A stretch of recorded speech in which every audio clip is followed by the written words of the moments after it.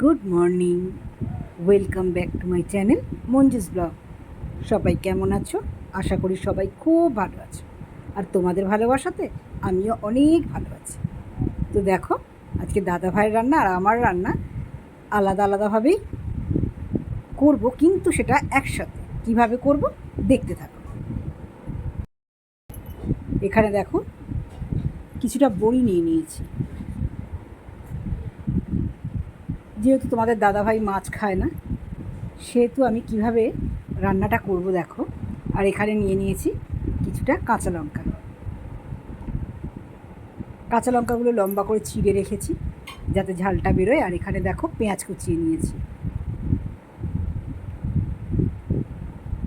আর এখানে কিছুটা মাছ নিয়েছি, 3 পিস মাছ নিয়েছি, কারণ আমি একা মাছ খাবো, তোমাদের দাদাভাই মাছ খান না, সেই জন্য আমার মতো মাছ নিয়ে নিয়েছি। আর এখানে লম্বা লম্বা করে আলু কেটে রেখে দিয়েছি। আলুগুলো একটু মোটা মোটা করেই কেটেছি, মাছের ঝোলের আলু একটু মোটা মোটাই ভালো লাগে। আর এখানে দেখো, একটু বেগুন কেটেছি, ওটাও আমি লম্বা লম্বা করে কেটে নিয়েছি।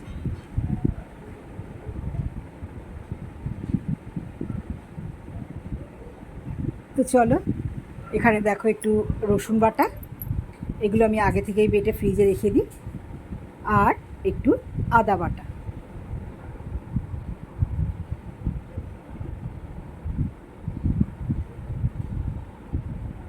এখানে কড়াতে আমি কড়াটা বসিয়ে দিয়েছি, দিয়ে কড়াই একটু তেল দিয়ে দিয়েছি, তেলটা গরম হতে দিয়েছি।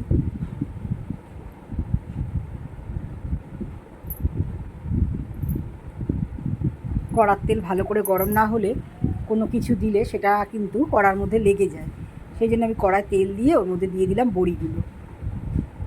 বড়িগুলোকে একটু লাল লাল করে ভেজে নেব।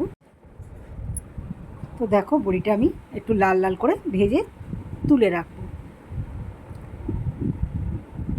একটু উল্টে পাল্টা ভেজে নেব।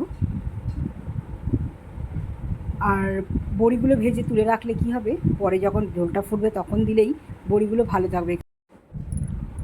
বড়িগুলো আমার ভাজা হয়ে গেছে, এবার আমি বড়িগুলোকে তুলে রাখব।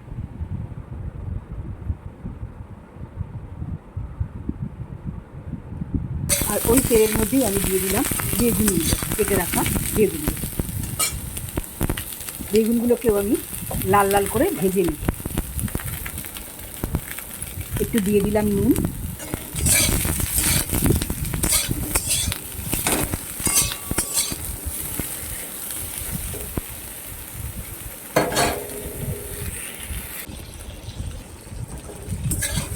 নুন দিয়ে ভালো করে নাড়াচাড়া করে নিয়ে এবার আমি বেগুনগুলোকেও তুলে রেখে দেব।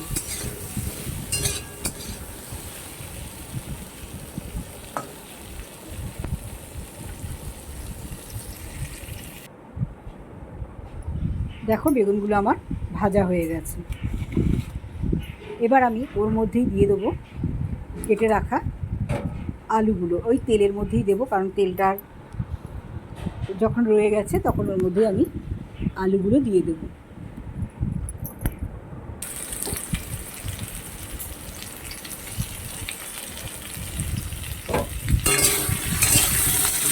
আলুগুলোকেও আমি লাল লাল করে ভেজে নিই।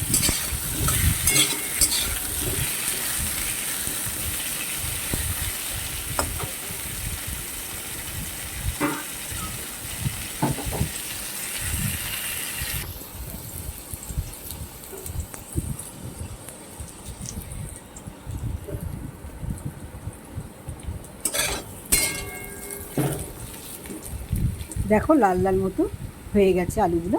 এবার আমি আলুগুলোকেও তুলে একবার একটা থালায় রেখে দেব। এবার কড়াই একটু তেল দিয়ে দিয়েছি, আর দিয়ে দিলাম একটু গোটা জিরে।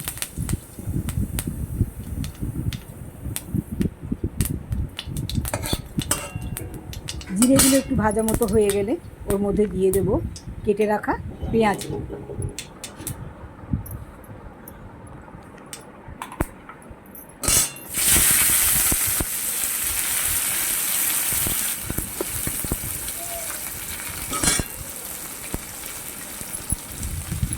পেঁয়াজের সঙ্গে কেটে রাখা কাঁচা লঙ্কাগুলো দিয়ে দেবো,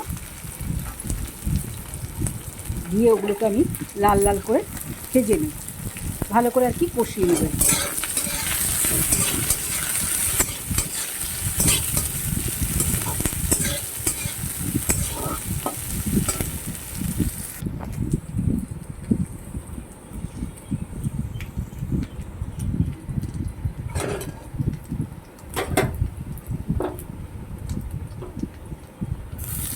দিয়ে দিলাম একটু রসুন বাটা,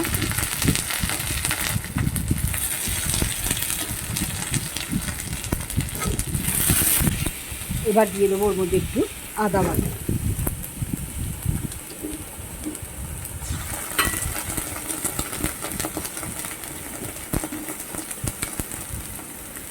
আদা রসুনটাকে ভালো করে পেঁয়াজের সাথে মিশিয়ে ভালো করে কষিয়ে নিই।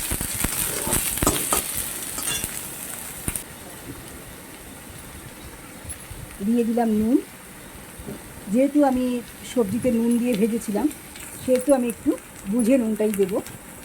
আর দিয়ে দিলাম হলুদ গুঁড়ো।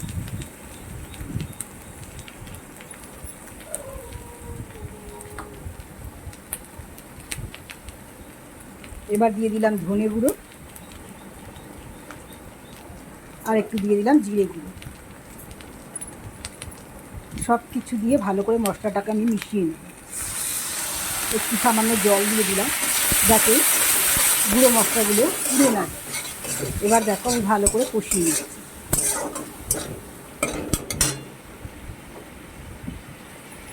ওর মধ্যে দিয়ে দিলাম ভেজে রাখা আলুগুলো।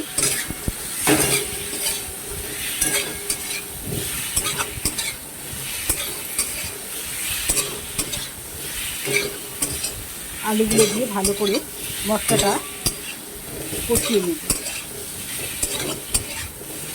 যেহেতু আমার আলুটা ভাজা ছিল আর মশলাগুলোও ভাজা হয়ে গেছে সেহেতু আমি খুব একটা নাড়াচাড়া করবো না, অল্প নাড়াচাড়া করে এর মধ্যে আমি দিয়ে দেবো জল।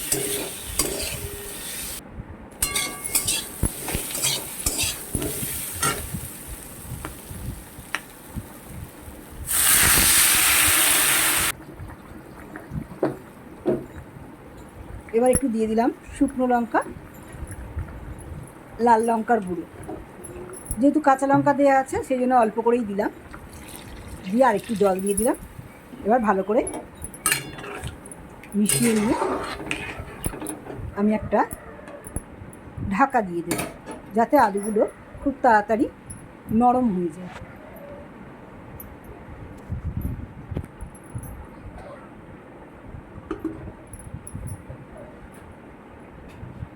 এবার এখানে দেখো যে মাছটা তোমাদের দেখিয়েছিলাম সেই 3 পিস মাছ আমি ভালো করে নুন আর হলুদ মাখিয়ে নিচ্ছি। যতক্ষণ আমার ঝোলটা ফুটতে থাকবে ততক্ষণ আমার মাছটায় নুন হলুদ মাখানো হয়ে যাবে।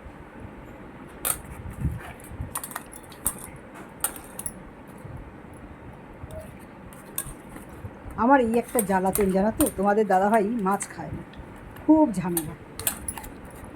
আর এখানে দেখো ঝোলটা আমার ফুটে গেছে।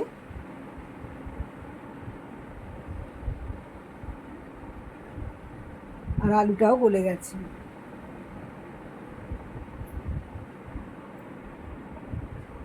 এবার আমি এর মধ্যে দিয়ে দেবো আগে থেকে ভেজে তুলে রাখা বড়ি আর বেগুনগুলো।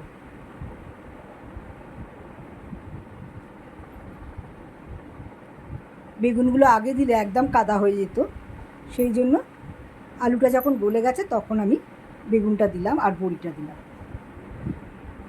একটু নাড়াচাড়া করে এটাও আমি একটু ঢেকে দেব যাতে বেগুনের মধ্যে তেল মশলাটা ভালো করে ঢুকে যায়।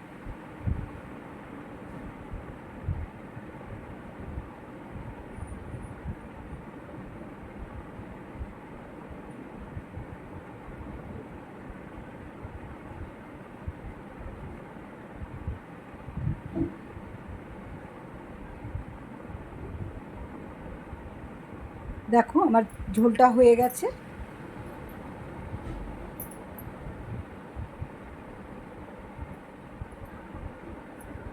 কি বলো তো, দুজনের রান্না আমাকে এইভাবেই করতে হয়, আলাদা আলাদা করে। আলাদা আলাদা না করে আমি একসাথে করে মাছের ঝোল এবং নিরামিষ ঝোল করে নিই। আমার হয়ে গেছে ঝোলটা, আমি একটা বাটির মধ্যে ঢেলে নিচ্ছি।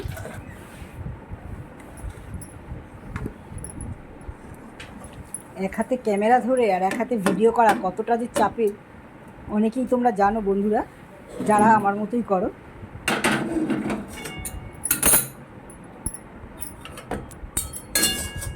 দেখো আমার ঝোলটা হয়ে গেছে, আমি ঝোলটা ঢেলে রেখে দিয়েছি। দেখতে কিন্তু যেমন সুন্দর হয়েছে, খেতেও কিন্তু তেমনি সুন্দর হয়েছে।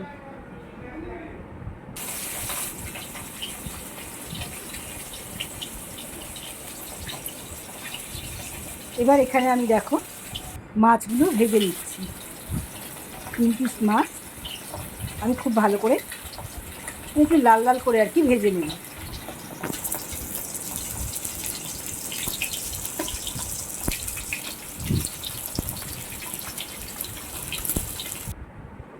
দেখো মাছগুলো লাল লাল করে ভাজা হয়ে গেছে।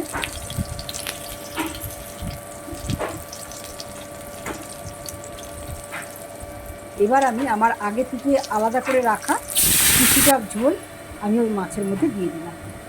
দাদা ভাইয়ের জন্য আলাদা করে তুলে রেখেছি, আর আমি আমার মতো কিছুটা ঝোল এর মধ্যে দিয়ে দিলাম। তাতে কী হলো, দুজনের রান্নাই একসাথে হয়ে গেল।